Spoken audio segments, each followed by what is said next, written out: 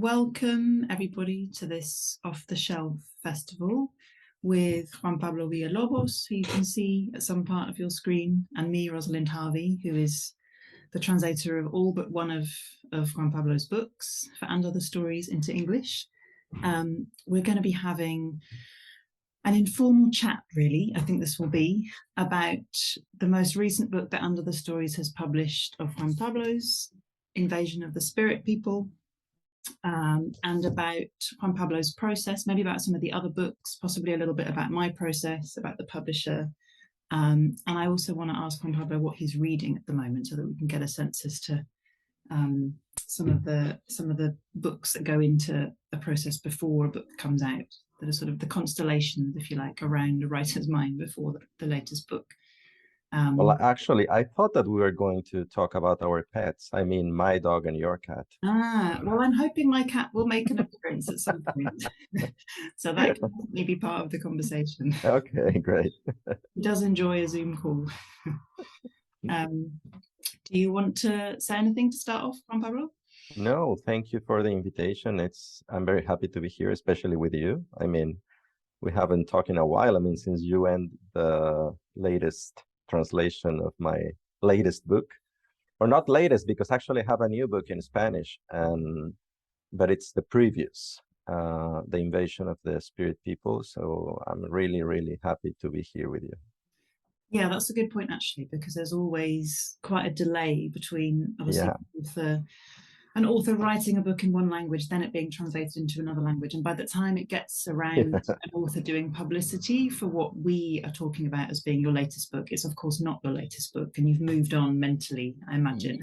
Yeah, and it's tricky because actually it happens with when you finish a book. I mean, at least for me, I'm thinking in the next one. I mean, and as my experience so far has been that I'm mentally in a different position. I mean, I want to talk about what I would like to write now, and not about the process of writing something that I mean, it's part of the past for me now. And obviously with the translations, it's even worse because the book is like something that I wrote 3 or 4 years ago.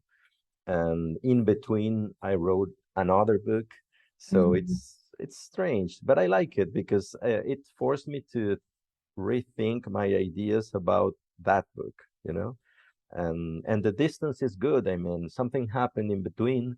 So 4 years is a good time to think again if you really was writing about that or not, or maybe you discovered something, you found out something in those years, you know? Yeah, so it's a little bit like time traveling. Yes, it is. Or maybe enforced time traveling. Knowing what happens at first time, I mean, when you publish the book for the first time in your original language, is that you made up. I mean, you make up a speech to explain the book and to explore the ideas around the book, and to use it in interviews and presentations and festivals, etc. And then years later, you totally forgot about that that speech, you know. And so you are forced to think again how to deal with your writing. And the truth is that at least my ideas of writing are changing all the time. So I think that if you read, for example, one of the interviews that I gave when I first published this book, and you compare it with this one, maybe I'm contradicting myself, and maybe I'm saying totally different things. I mean, and I think that it's okay. I think that's the author's prerogative. I think you're allowed to feel differently about your books on any given day. They're your words. In the same way that a reader will feel differently about a book if they read it 5 years later, maybe even 5 weeks later than they've read it. They're a slightly different person, and so that experience is always going to be slightly different. The book will speak to them in different ways because of where they are. Yeah, with the difference that at least me, I mean, I never read again one of my books. I mean, never, never. Okay, interesting. Um, it's and I'm talking, I mean, with my memory of the book, and maybe I'm forgetting things. Mm, Actually, now I'm rereading, for example, Down the Rabbit Hole, but just because we are currently working on the adaptation for the cinema, so that it is a book that I wrote like 15 years ago, and mhm. I started to have these conversations with the screenwriter and with the filmmaker, and I suddenly found out that I was not remembering the book, like they were talking about some particular character or situation in the novel that for me was like, really? It was like that? And I had I wrote to, that. yeah, I wrote that, really? And I had to reread the book, but it was just because of this, because of the adaptation. I mean, there Mhm. is something uncomfortable for me in the idea of reading again something that I wrote some years ago. Yeah, that's interesting because I was going to ask, and actually you've already answered it, but whether you ever look back on things that you've written years ago and want to change things, but actually you managed to avoid that by just choosing not to read. Not Yeah, to and read. actually with the adaptations, because this is the second time that I'm working with the screenwriter on the adaptation. The first one was last year that uh, I was working on. I don't expect anyone to believe me, which is already a film and it will be released next year. And I found out that what it was really interesting about the process of adaptation, it was not to be defensive about the fidelity of the film, about the book, etc. But what really was interesting for me was to write something that it wasn't in the book, like because it is a different language. I mean, cinema and literature are different languages, and I mean it is absurd that you as a writer, I mean, you try to keep the essence and the literality of the novel. I mean, what is interesting for me, at least, is to explore new ways, new developments for the characters. Even about when we are talking about Down the Rabbit Hole, it's a very short book, and it maybe needs more things to become a film. I mean, it's not enough. And that's very nice because it's not about rewriting the same book again. It's about uh, looking for new ways uh, and even I would say um, bringing the book to the present time, and it's not just about adapting it. Yeah. And I think that it's similar to translation, isn't it? I mean, Well, I this was, process. yeah, I mean, I was going to say it makes sense to me that that would be your views and your approach on somebody else taking your work and adapting it, because I've always felt in the ways that we work together, that you've been very, you allow your work to just be set free in the world. Yeah, It's a child, it grows up, you let it leave home, it gets a weird haircut, it takes a job that you maybe wouldn't want it to get, but you're happy so long as it's doing what it wants to be doing. And we've talked a lot about decisions around titles and sort of creative translation decisions around titles. yeah, I'm thinking of the book which in your version, in your original version, was called Si viviéramos en un lugar normal, which literally means if we lived in a normal place or if we yeah, lived somewhere normal, and which in the English translation became called quesadillas. It gained a more Mexican title, if you like. yeah, That came about as a result of a conversation with you, with me, I think with Stefan, the publisher, as well. Several people weighed in. It was a collaborative, creative decision, and one that really reflects on the fact that um, the book has a new life in each exactly. new iteration. And it sounds like something similar is taking place with the film adaptation. You're allowing it to just carry on and live its life. Yeah, yeah, and actually, I see translations as a new book. I mean, it's a different book. It's like a version of the book. And I remember also the changes in I Will Sell You a Dog, which were important. I mean, and even in the French translation, the title changed. because of those changes that we introduced when we, I mean, Rosalind and I, talk about how to make. I mean, the thing was that in the book there is this reading group who, I mean, they are reading a classic of Mexican literature, and I thought, and Rosalind agreed with that, that maybe the mention of the title of that book would be obscure or to the English reader, and that maybe they thought, the reader, I mean, would thought that they were missing something. I mean, some symbolic meaning. And the truth was that the only reason that book was mentioned, it was because it was a huge book, that it would be used as a weapon at some point of the novel. Yeah, We had that conversation, and we decided to change the book for an absurd version of La Recherche de Proust. And I think that it was a great change. I mean, it was so great that I thought it would be, even in the original version, it would be better to have that book. It was very frustrating for me to find out that, but and I mean, it's, for me, it has to do with something, not just about freedom. It is about not considering that a work of literature or a work of art or even a movie is closed. I mean, it's totally finished. I mean, it's open to new interpretations and even to new creations. I mean, and for me, thinking in a film adaptation or a translation, it's something very nice, because it's just like a new life for the book, and a different life, not the same life. I mean, yeah, and a life that in a way allows you to read it again or to see it again. Exactly. Through someone else's eyes. Yeah, that must be really rewarding, actually. I wanted to ask something specific about Invasion of the Spirit People. I mean, we've actually, the title is not, the title sticks pretty closely to the Spanish in this instance, but it's the second book that you've written that takes place where you live, where you're based in Barcelona, with all the previous books taking place in Mexico. Yeah.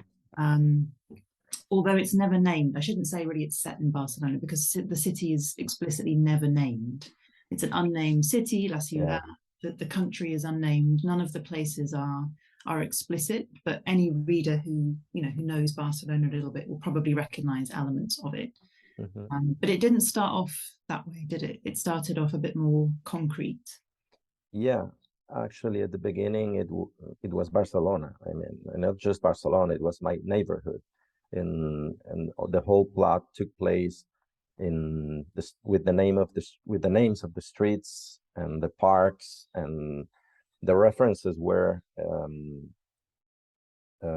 all in the novel. But at some point, I had this idea about erasing those references, and not just the name of the city or the streets, etc., but also the nationalities, for example, of the characters, in order to create a new language. I mean, a language that it only exists on the novel. I mean, because it's a strange language, and it's a strange narrator. I mean, even me now, I don't understand completely who is narrating the novel, why and how, And at some point, I mean, it was, during the big part of the writing process, it was, I had the feeling that I had to understand who is this narrator and why he's writing this.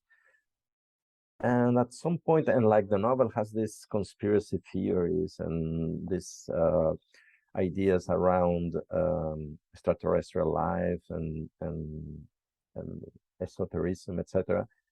I thought that maybe it would be coherent to leave it like that. I mean, the reader don't know who is narrating the novel, and neither me. I mean, it's not about something magical or mystical, but Mm. but it's just a voice, a voice. It's a voice telling the story, and I don't need to know who the voice is. Yeah, I really like that you say you still don't know, because I think often the kind of questions that authors get asked are, tell me what this means, tell me why you put this in this Yeah. novel, where did the idea come from, who is this voice, how do these relationships work? And you might have some of those answers, but it's really reassuring, I think, as a reader who, I mean, I personally enjoy quite a lot of doubt and uncertainty in the books that I read, but part of the reason I enjoy it is I think because it's unsettling, Mm-hmm. and it forces you into a position of discomfort where you're having to do a lot of work, and it's quite enjoyable to hear that you might have to do a lot of that work as well, and it's unfinished work. Maybe it's always unfinished. Yeah, and now I remember that um, I mean I used to teach, and I have some workshops when I had some students writing novels or short stories, etc. And sometimes I invite writers to talk with my students. And when I was writing The Invasion, I we had Juan Cárdenas, the Colombian writer, as a guest, and I love his work. I mean, he's great. I mean, he's a genius. And I invited him after I read one of his novels, El Diablo de las Provincias, um, and because I really loved the book and I thought that it was very intriguing, and it has something provoking, and that it creates an atmosphere to talk about literature and to discuss, and it's very open. So we had Juan Cárdenas in our workshop, and at some point someone asked about the narrative voice, which is also strange, and he said, mm, no importa, it doesn't matter. I mean, it doesn't matter who he or she is. I mean, it Mm, doesn't matter, just a voice. I mean, and for me it was like, wow, it's true. I mean, yeah.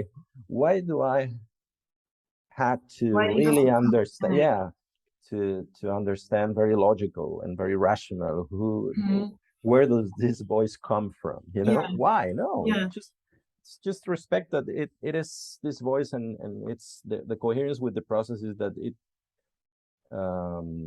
it works like this, and you don't know who he or she is. I mean, yeah, or it. yeah, or it exactly. And at Yeah. the end, I mean, when I was doing interviews at the beginning of the promotion, I mean, when the novel was published in Spanish, I remember that I used to say that it's the voice of the community, which was like very polite, which was like very not just polite, political also, like it's the community telling the story. It's us. We are telling the story. But I'm not sure about that explanation now. I mean, it was nice, but it wasn't true. Yeah, well, maybe it made sense then. I mean, it makes sense to me in regards to not in terms of the voice being a community, but in terms of not knowing where it comes from. In that, I think most people hear voices to a degree. Like, we have all of these subconscious or semi-conscious messages that we've received over Yeah, time from our family, from society, from things we've read, and those voices kind of surge up at weird moments. You might make a decision, you don't know why you've made it, yeah, might feel pressurized to act in a certain way. And those, in a sense, are kind of voices that we don't know where they come from. So it fits completely with me for how a human being moves through the world and has these influences that you're not always fully conscious of why yeah, you're making the decisions you're making. yeah. And actually, one of the few ideas that had remained the same from since the beginning of my writing is about hearing voices. I mean, it sounds like crazy, but it's true. I mean, uh, I feel that the the writing is working, and it's going to be okay when I really hear the narrator. I mean, and I hear it's in my head. It's in my head, and it's talking all the time. I mean, not just when I'm writing. I mean, I dream with it, Yeah. and I'm thinking with the voice of the narrator, and it doesn't stop. And if I don't hear the voice, I'm forcing the writing, Yeah. then my feeling is it's not working. Hmm. This is not the one, you know? Yeah. Yeah, and I suppose in previous times that might be what someone referred to as the muse, right? Something working through you to produce the writing, but it doesn't matter what you call it in a way.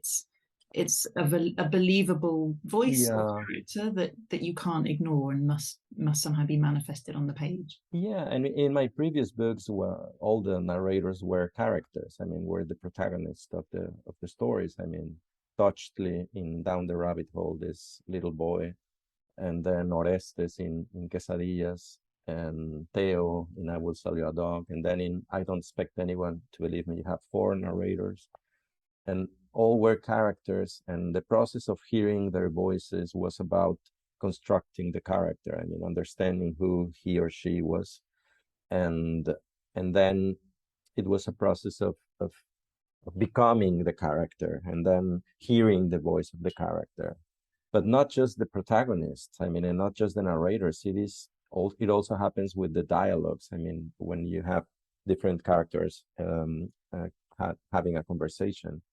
For me, writing dialogues is one of the main pleasures of writing. I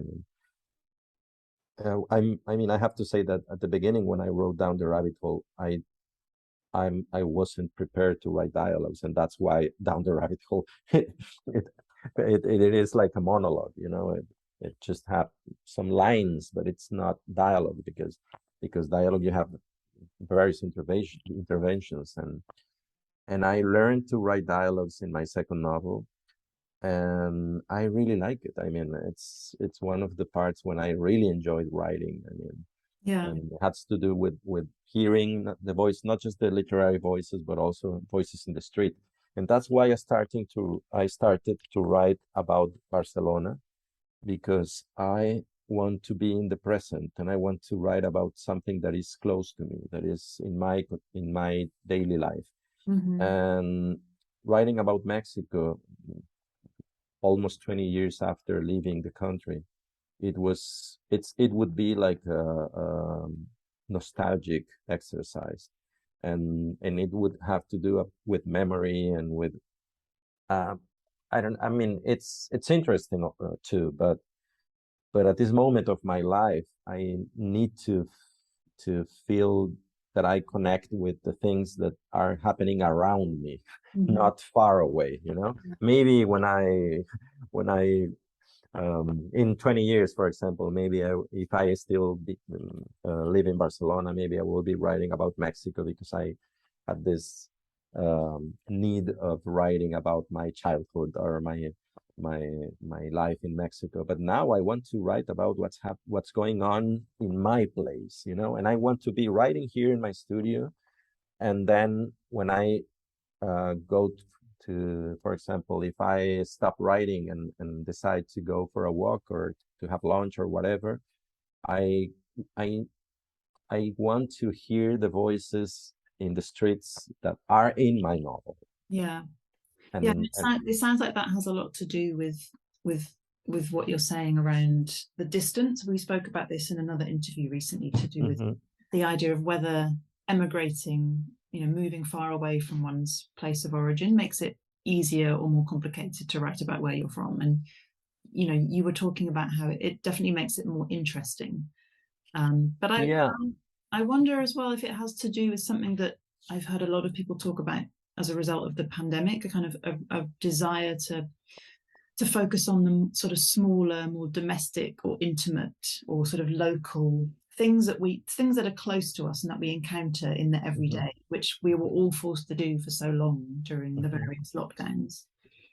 I think that in my case it happened before the pandemic.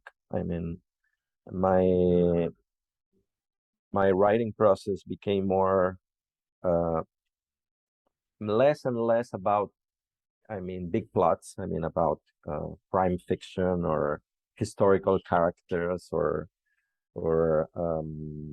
issues that are on the news. You know, violence in Mexico and drug trafficking and historical memory, etc. And and since the invasion, and now with the latest, with Peluquería y Letras, it is more about that you were describing. But it happened before the pandemic. I mean, and it is something that I learned from a French author, from Perec, Georges Perec. He wrote this beautiful essay in it was in 73, actually the year that I was born, and for me it's like a sign, you know. And on that essay, Perec talks about where is our our real life, let's say, and it's not in the spectacular, it's not in the exotic, it's not in the big issues. The truth of our lives, it lies on the daily life routine, you know. And then Perec asks himself, how can we write about that? I mean, about what happens all the time, again and again, over and over and over and over. Mm-hmm. And not to write about the special times, not to write about the symbolic issues that happen in our lives. No. To write about the daily life and the things that apparently they don't have any meaning. Mm-hmm. But and Perec says that our life, our real life, is there in what happens and in all the gestures and the actions that we repeat over and over. Yeah. And for me, that idea, that is the origin, not just of a kind of literature, but also of documentary, cinema, etc., art. It's very, very provoking, and I'm into that. I mean, I'm currently working with that idea, you know, Yeah. of trying to work with materials that apparently are not literary. Mm-hmm. Yeah, I like that a lot. There's a quote, and I can't remember who said this now. Maybe it's an amalgamation of several quotes, but Mhm. it says something like, "The way we live our days is the way we live our lives." So just you might, Exactly. you have these long-term goals and plans, or sort of grand ideas about what your life might look like, but actually it's that routine, that the time you get up, the kind of coffee you have, the walk to work, the person you always say hello to in the post office, that's the stuff of life, right? Yeah, and actually, because we used to understand literature, or what is literary, with some specific issues like trauma, for example, traumatic events, you know. So then you write about something traumatic that happened to you or that happened to your character, and you give to this event a very important and symbolic meaning. I mean, like if it determines your life or the life of the character. And we used to explore that, to talk about grief, guilt, pain, suffering, etc. And I think that we should move on to think. I mean, I'm not saying that it that kind of literature is not important. I mean, but I think that there is different ways of understanding literature, and at least for me now, at this moment, I mean, maybe in 2, 3, 4 years I will be saying the opposite. But for me now, writing is about exploring different ways, and not that one of giving that many and symbolic importance to the big events of our lives, like accidents, breakups, and fights, and trauma, conflict. I mean, what we understand as a conflict. And in my latest book, I was trying to write a novel without conflict. I mean, how to write a novel without conflict. Is it possible or not? Because there is this quote about, there is no possibility of writing a novel if you don't have a conflict, you know? And I'm trying to explore how to do it. Yeah. You have to come up with a new aphorism once you've done it. Yeah. About novel writing. Maybe you can talk a little bit about the new novel, in fact, with that has no conflict in it. Yeah, no, it's actually the product of a very uncommon process. Because, I mean, at least for me, it was the first time that it happened because I was writing something else, actually. I mean, I was writing a big novel, you know? Full of conflict. Yeah, no, the idea was the same. I mean, to write a novel with no conflict, but it was a very long novel exploring the ideas of utopia and happiness um, and then at some point I felt that the novel was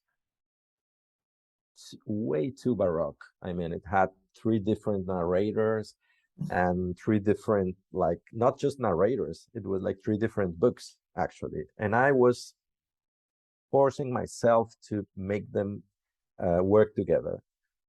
And I had like 400 pages of that, and it was totally uh, um, I don't know how to say indigesto.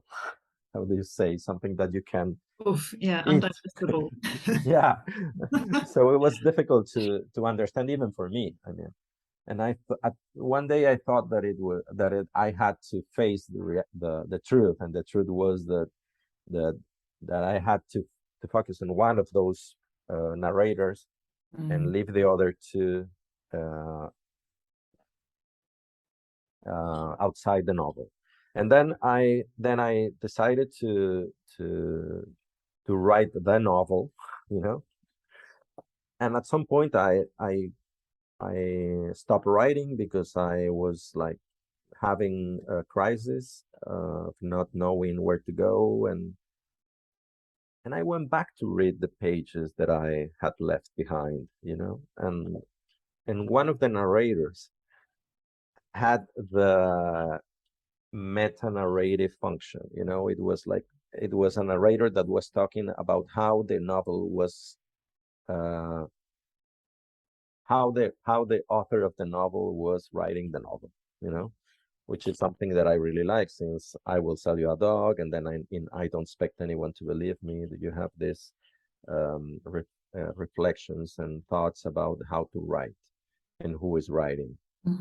Um, and then I read those pages, and I thought, wow, I like it. I like it. I mean, and I work them like to make them work as something not part of the novel, but as something on their own. On their own, those pages working as a novel, and with like 40, 50 pages, I decided to send them to my publisher here in Barcelona, just to ask her, do you think that there is something interesting here? You know, because I thought that maybe I was wrong about my impression of, oh, this is good, you know, because it was so complicated, the whole process, and so strange that I wasn't sure. So she wrote back to me saying, very enthusiastic about the reading, and saying, yes, yes, please go on, go on.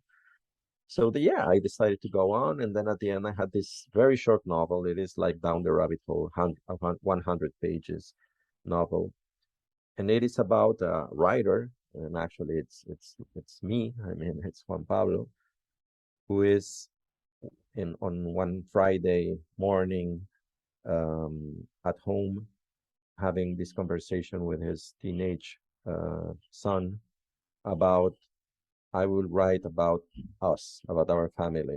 And the teenage says, why are you writing about us? You don't have any ideas. Have you lost your imagination? What happened, you know? And then the whole novel happens in one day. I mean, from 7 a.m. until 9 p.m., something like that, until dinner time. And it is about how this writer is going out from his home to his studio where he writes, and the things that happen in between. I mean, it's like the writing going out to look for something to write because he doesn't have anything to write. I mean, it's and the idea, and which is something that I'm very obsessed with now, is that I mean I don't think that what I have to write or what I will write, it's inside of me. I mean, it is something that is just a lonely and individual process of understanding the world and what's happening around me, and then to transform it into literature. I think that it is about going to the world to hear, to see, and to be open to what's going around, and to make literature with that. I mean, and that's why the character goes on this tiny little stupid accidents that he has during this day, and he writes a novel with that. I mean, with nothing, actually, with nothing. And obviously, it's a comedy. I mean, I like comedy, and I like to work with parody. I mean, it's something. And the novel, it is about how the writers and the prestige of the writers, sometimes it's something that plays against us, you know, and how it is so healthy to not consider yourself a very important person, and to be open to hear the people around you, your family, your neighbors, your colleagues, and people in the streets. My hairdresser. I mean, that's why the title of the book is how it would be, Peluquería y Letras. Hair salon or barbershop, depending on Yeah, the words. barbershop and literature, something like that. Yeah. And then it's that. I mean, it's very short. It's very. I think that it's funny. I mean, people will say it's funny. I mean, and it has. And at the end, it has been very very nice, because I wasn't expecting to write that book. I wasn't expecting to publish that book. And at the end, the book is going very well here in Mexico. I mean, we had 4 editions in like 5 months. I mean, That's great. It sells very well. So and it was very surprising. I mean, because neither me or my publisher were expecting that reaction. Yeah, it just goes to show you can never predict this stuff. No. You don't know what's going to happen with a book. You don't know who it's going to speak to and who it's going to reach. But it sounds, I mean, what you were saying about going out into the world and listening, and how that assist in the creation of literature, that sounds like a really empathetic act. And I wonder if that's what's reached people. Yeah, and more than empathy, I think that is about listening and being responsible. I mean, to understand your responsibility. Because empathy is not enough. I mean, empathy is just like, yeah, I'm with you. You know, and it's like, but you need action as well. You need action, and action starts with being responsible, and to try to understand how, for example, the injustices of the world, what do they have to do with your daily life? I mean, how your daily life is your privileged daily life. It how connects with how it connects with the injustice of the world. I mean, how do you benefit of that? Because you benefit of that, and at some point, I mean, you are not responsible as the president of a country or the president of a huge company, but you are responsible. Yeah, you have some small dose of responsibility. Yeah. I mean, actually, bringing it back to Invasion of the Spirit People, it feels to me like, you know, also that voice that you created, and perhaps we should explain for people who've not read the book yet, but there is, you know, an omniscient voice. It sort of breaks the fourth wall frequently. It reminds readers of what they are engaging in collectively, and how they're reading and how they might make choices. And it's almost like it's kind of encouraging readers to think about what they're doing in that process of reading, which is almost a start towards saying, think about your responsibility in the world towards people. Yeah, and even this narrator tries to establish an ethics of reading, like Yes. at some point this narrator can say something like, hey, we are not allowed to be here. I mean, we Yeah, have to go. we need to take a step back now. We're not privy to this scene. Yeah, we Yeah. shouldn't be here, and it's at some point it's just a strategy of comedy, to break the wall and to provoke the reader. But I was trying to say something about reading and responsibility and writing and responsibility. I think that we are currently experiencing some very strange phenomena around writing and reading when we talk about um, autobiographical novels, and that has to do with big issues with migration or violence or war or etc. At some point, I think that we are not thinking enough about the implications of that. I mean, who is writing, why, the process of appropriation of that, and if we should stop and think. I believe. Yeah.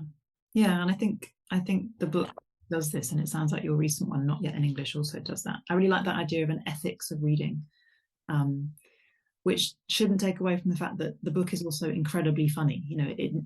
The way that it nudges readers into thinking about those things is done, as you say, in a really funny way. Perhaps that's a nice place to end. Thank you so Yeah, much.